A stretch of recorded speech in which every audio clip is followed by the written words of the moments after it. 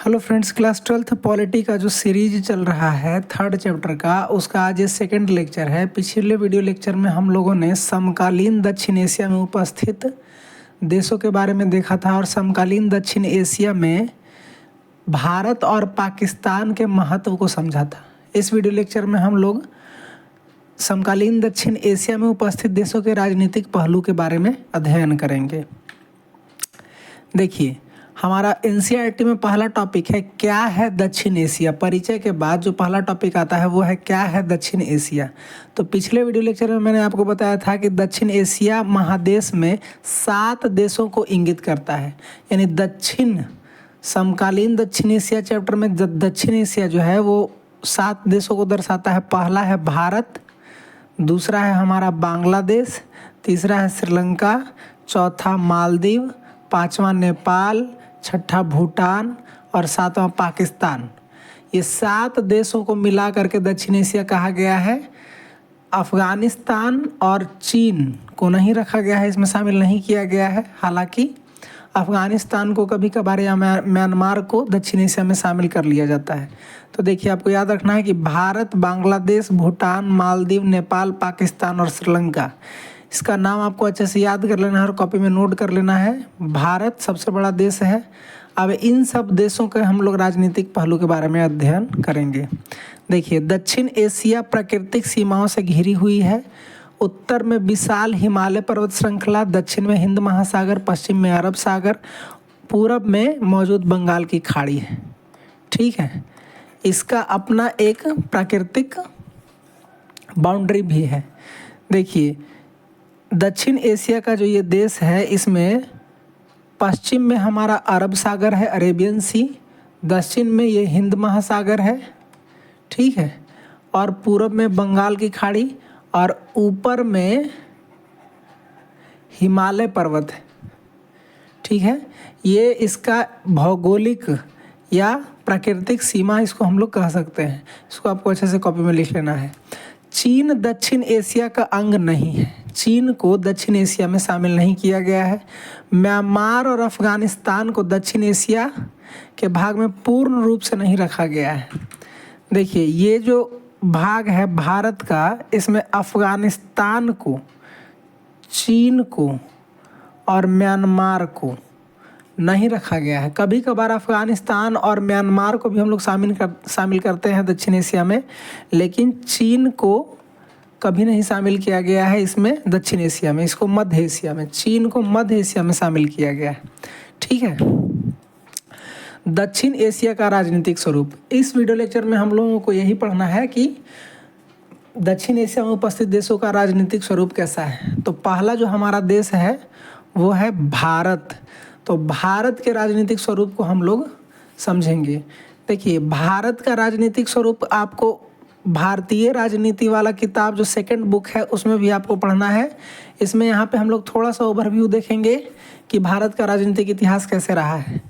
बाकी आपको पूरी तरह से डिटेल में सेकंड बुक में आपको भारत के बारे में पढ़ना है। और इस बुक में आप, क्योंकि ये बुक विश्व राजनीति का है, तो विश्व राजनीति के किताब में हम लोग भारत को छोड़ करके बाकी देशों के बारे में अध्ययन करते हैं। तो भारत 15 अगस्त 1947 को आज़ाद हुआ। भारत में लोकतांत्रिक प्रणाली सफलतापूर्वक कायम है। ये इसका राजनीतिक स्वरूप है कि भारत में जब से हम लोगों को आज़ादी मिला है तब से हमारे यहाँ जो है वो लोकतंत्र कायम है। भारत 1947 से लेकर के संविधान बनने तक 1950 तक भारत में इंटरिम सरकार थी, अंतरिम गवर्नमेंट थी।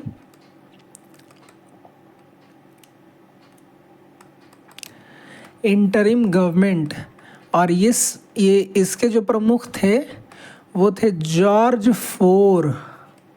ठीक है, ब्रिटिश रूलर। और ये 1947 तक जो प्रमुख थे वो थे जॉर्ज फोर के अंडर शासन था। और प्रधानमंत्री जो थे वो थे पंडित जवाहरलाल नेहरू। जब 26 जनवरी 1950 को हमारा जब संविधान बनता है तो उसमें ये प्रावधान बनाया जाता है कि एक प्रधानमंत्री होगा और उससे ऊपर एक राष्ट्रपति होगा। तो पहले राष्ट्रपति जो है वो हमारे बनते हैं डॉक्टर राजेंद्र प्रसाद, और पहले प्रधानमंत्री जो बनते हैं वो बनते हैं हमारे पंडित जवाहरलाल नेहरू।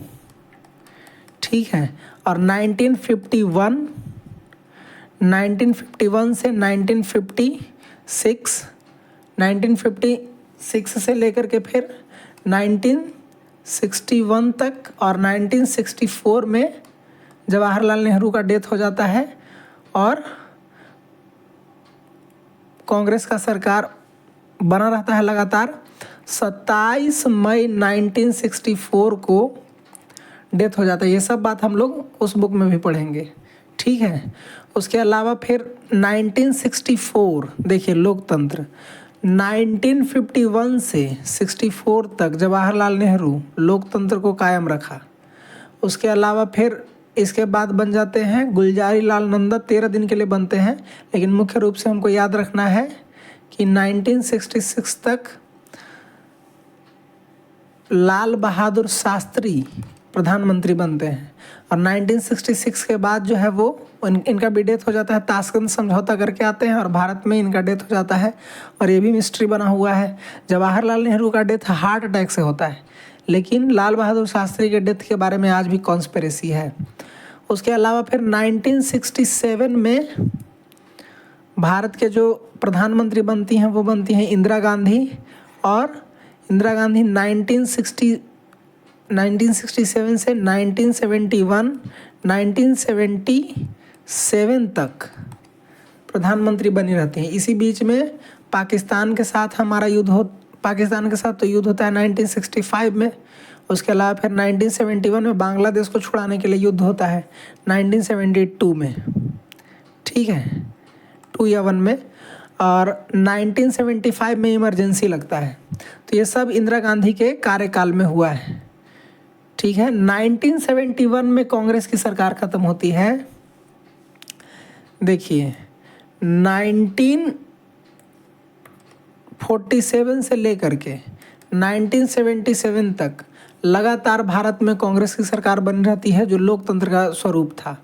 और 1977 में जनता पार्टी के प्रमुख छात्र आंदोलन बिहार में और गुजरात में छात्र आंदोलन करके जनता पार्टी के प्रमुख मोरारजी देसाई जयप्रकाश नारायण का मदद लेकर के सरकार बनाते हैं। और 1977 में भारत के प्रधानमंत्री कांग्रेस पार्टी के अलावा दूसरे पार्टी के बनते हैं, मोरारजी देसाई जो कि जनता पार्टी के थे। ठीक है।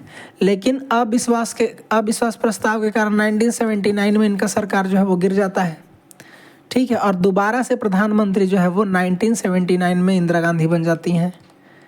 1979 से लेकर के 1984 में इनकी जब तक हत्या 1984 में इंदिरा गांधी की हत्या कर दी गई, गोली मारकर हत्या कर दी जाती है, जो इनके अंगरक्षक होते हैं उन्हीं के द्वारा। और 1984 तक इंदिरा गांधी बनी रहती हैं और फिर से कांग्रेस का सरकार बनता है। इंदिरा गांधी की हत्या के बाद 1984 से लेकर के 1989 तक इनके बेटे राजीव गांधी जो है वो प्रधानमंत्री बनते हैं और फिर से कांग्रेस का सरकार बना रहता है। उसके बाद फिर भारत के राजनीतिक स्वरूप में बदलाव आता है और चरण सिंह 1989 में चरण सिंह जो है वो प्रधानमंत्री बनते हैं। उसके बाद फिर और लोग प्रधानमंत्री बनते हैं, पीवी नरसिम्हा राव। ठीक है। अटल बिहारी वाजपेयी, इंद्र कुमार गुजराल, ये सब जो है वो प्रधानमंत्री बनते हैं आगे। और उसके बाद फिर से अटल बिहारी वाजपेयी प्रधानमंत्री बनते हैं, वो 5 साल के लिए बनते हैं। उसके बाद फिर अंतिम में मनमोहन सिंह, अटल बिहारी वाजपेयी के बाद मनमोहन सिंह, और मनमोहन सिंह के बाद फिर अभी नरेंद्र मोदी प्रधानमंत्री भारत के हैं। ठीक है। 1990 से लेकर के 1999 तक भारतीय राजनीति में एक पीवी नरसिम्हा राव ही आईएनसी के 5 साल शासन चला पाते हैं, नहीं तो 1 साल 2 साल का शासन ही प्रधानमंत्री का रहा है और अविश्वास प्रस्ताव के कारण प्रधानमंत्री बदलते रहे। उसके बाद फिर अटल बिहारी वाजपेयी भारत में 2004 तक बीजेपी का बनता है। सरकार 2004 तक बना करके रखते हैं अटल बिहारी वाजपेयी। पहली बार बीजेपी की सरकार बनता है, भारत में शासन करता है और उसके प्रमुख अटल बिहारी वाजपेयी होते हैं। ठीक है, उसके अलावा फिर ये रहा हमारा अभी जो है 2014 से लेकर के 2024 में फिर से मोदी जी प्रधानमंत्री पद के लिए जीत चुके हैं। तो जो 2014 से मान के चलिए कि आप 2029 तक, ठीक है, मोदी जी का शासन रहेगा, यानी कि बीजेपी का शासन रहा है। तो अधिकांश वर्ष आज़ादी 1947 से लेकर के 2025 तक अगर मान लिया जाए तो अधिकांश वर्ष शुरुआती में कांग्रेस पार्टी का ही है जो भारत में शासन रहा है। ये भारत का राजनीतिक पहलू था। इसके बारे में और हम लोग अच्छे से सेकंड बुक में पढ़ेंगे। ठीक है, फिर दूसरा आता है हमारा दक्षिण एशिया में सबसे महत्वपूर्ण एक देश है भारत के अलावा पाकिस्तान। पाकिस्तान जो है वो भारत का प्रतिद्वंदी देश भी है। चलिए इसके बारे में हम लोग देखते हैं। पाकिस्तान 14 अगस्त 1947 को आज़ाद हुआ। पाकिस्तान में लोकतंत्र और सैनिक दोनों तरह का शासन देखने को मिला है। बहुत इंपॉर्टेंट है, आपको याद रखना है। देखिए, भारत में जिस तरह से 1947 से लेकर के 2025 तक लोकतंत्र कायम है, पाकिस्तान का सीन ऐसा नहीं है। पाकिस्तान हम लोग से एक दिन पहले 14 अगस्त 1947 को आज़ाद हुआ है और आज़ादी 1947 से 1956 तक इन लोगों में राजनीतिक उथल पुथल रहा है। 7 से 8 प्रधानमंत्री बदले जा चुके थे। पहले जो प्रधानमंत्री थे वो थे लियाकत अली खान।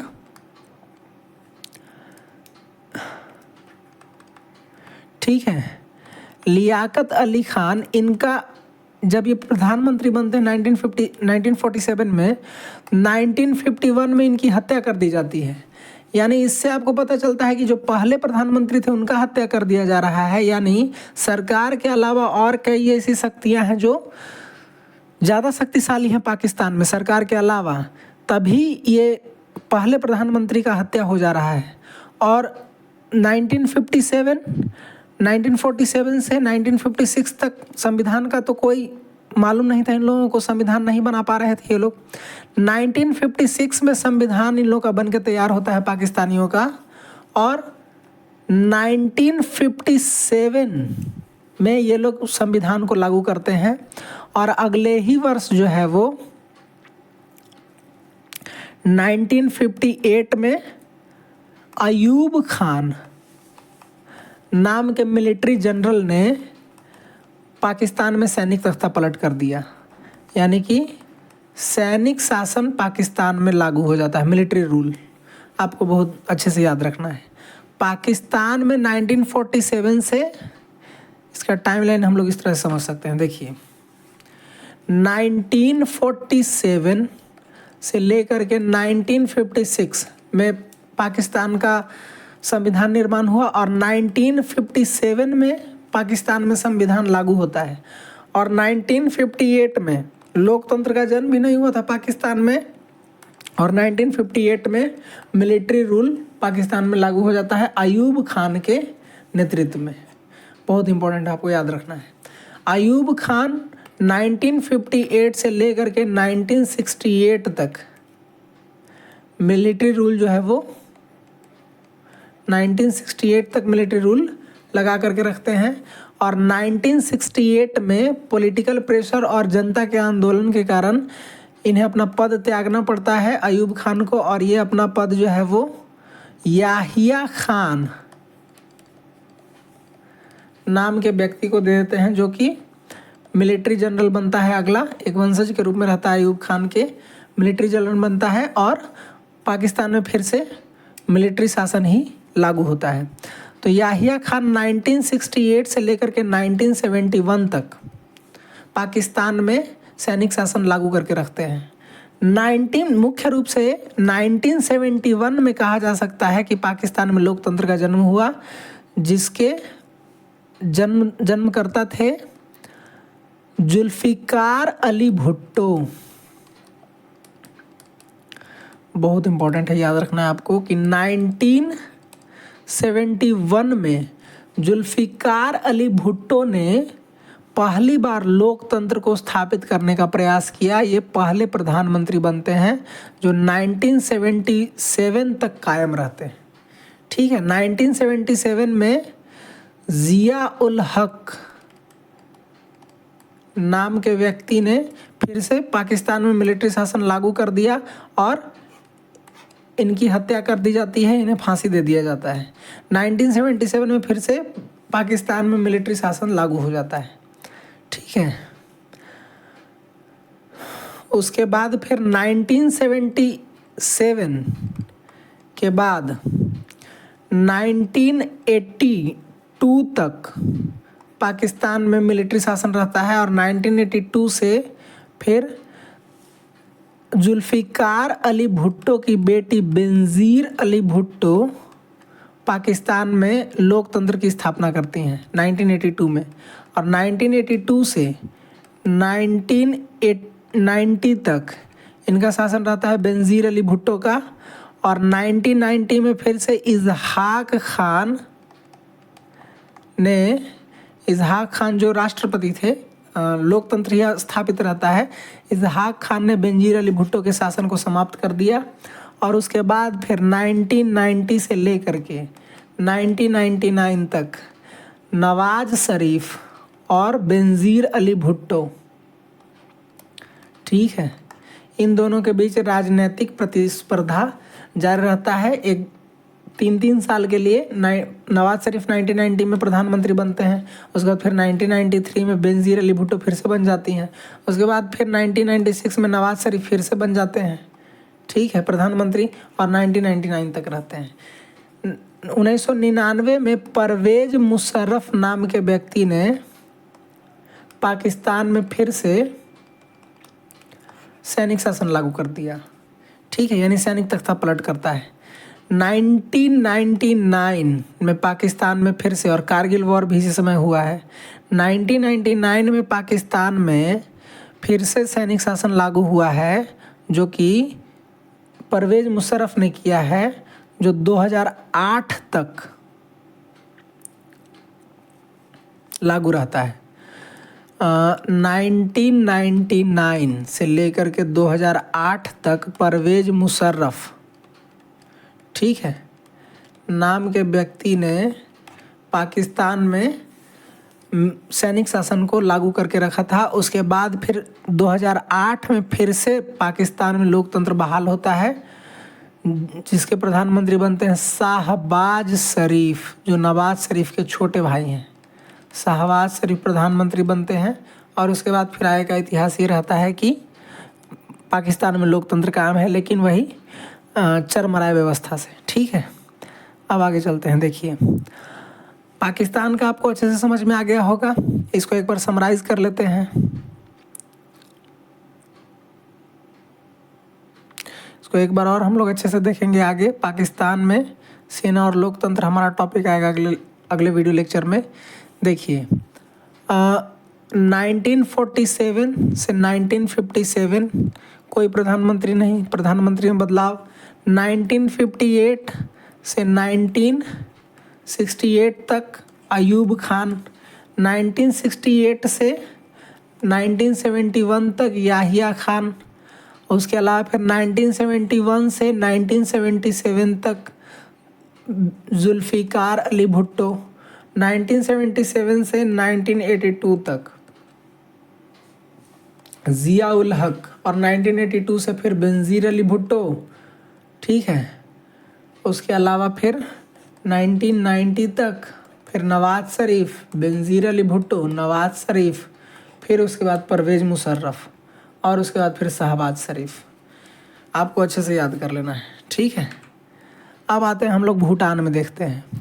तो देखिए, भूटान भारत से सटा हुआ एक बहुत छोटा सा देश है, जहाँ पे शुरुआत से ही, ये रहा भूटान, शुरुआत से ही यहाँ पे राजतंत्र शासन चलते रह रहा है।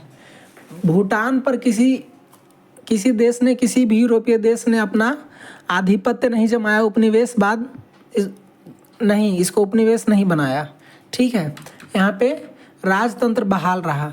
2008 में भूटान में बदलाव हुआ और भूटान में 2008 में संवैधानिक राजतंत्र की स्थापना हुई।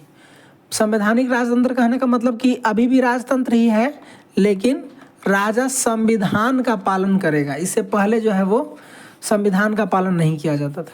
देखिए, यदि 1947 से हम लोग देखें, ऐसे तो इसका इतिहास बहुत पहले से किया जा सकता है ना, 1857 या 80 माने 19वीं शताब्दी की शुरुआत से, ठीक है।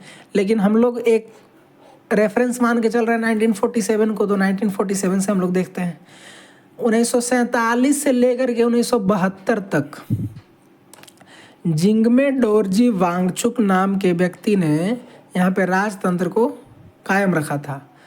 और उसके बाद 1972 में इनका वंशज जो पुत्र होता है उनका नाम था जिंगमे, ठीक है, सिंगेया वांगचुक। इसी तरह इन्होंने 1972 से लेकर के 2006 तक भूटान में राजतंत्र को कायम रखा है, यानी कि 1972 से लेकर के 2006 तक। 2006 में ये अपने पुत्र को शासन दे देते हैं, जिनका नाम होता है इसी तरह जिंगमे खेसर, ठीक है, जिंगमे खेसर वांगचुक, ये उनका नाम होता है 2006 में। देखिए, पहले जिंगमे डोरजी वांगचुक, उसके अलावा फिर जिंगमे सिंगेया वांगचुक, ठीक है, उसके अलावा फिर 2006 में जिंगमे खेसर वांगचुक। ये भूटान का राजतंत्र व्यवस्था रहा है। 2006 में जब इनके कंट्रोल में शासन आता है, तो जन संग्रह द्वारा भूटान में लागू करना चाहती है, लोकतांत्रिक व्यवस्था को लागू करना चाहती है। तो 2008 में राजा इसको एक्सेप्ट कर लेता है और संविधान को निर्मित करता है।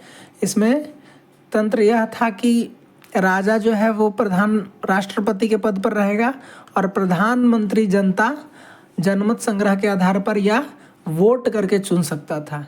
इसके पहले प्रधानमंत्री बनते हैं जिंगमे येसेरिंग, ठीक है, पहले प्रधानमंत्री 2008 में बनते हैं जिंगमे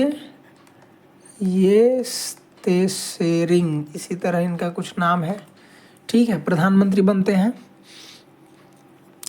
तो भूटान में भी यदि देखा जाए तो भूटान पहले 1947 से लेकर के 2006 तक राजतंत्र रहा है, ठीक है, और 2008 में भूटान में जो है वो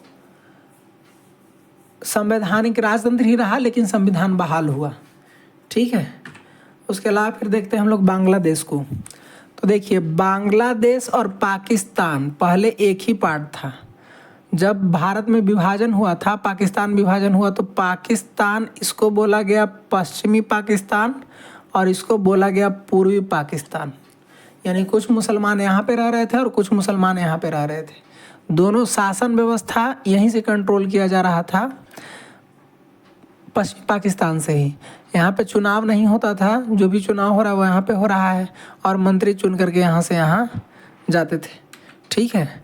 अब बांग्लादेश में क्या हुआ कि 16 दिसंबर 1961 को आज़ाद हुआ।